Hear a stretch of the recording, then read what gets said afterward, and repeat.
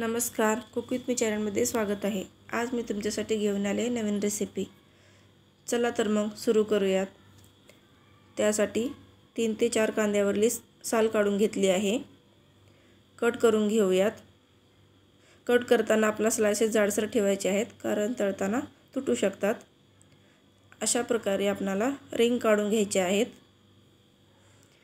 त्यासाठी बॅटर बनवून घ्यायचा आहे। बेसन, मैदा,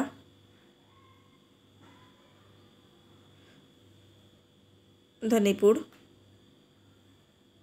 चाट मसाला, जिरेपूड,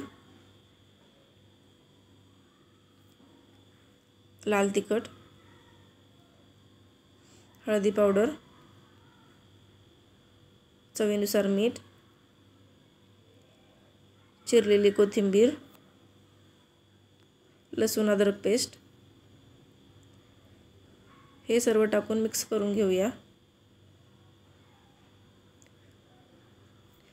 पाणी टाकून घट्टसर बॅटर बनवून घेऊ।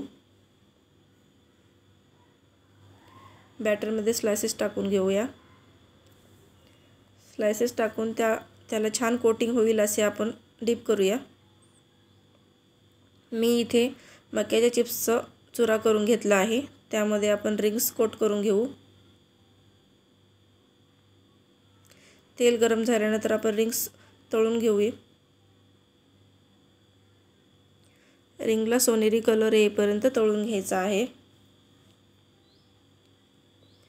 रिंगला सोनेरी कलर आलेला आहे, काढून घ्यायचा आहे।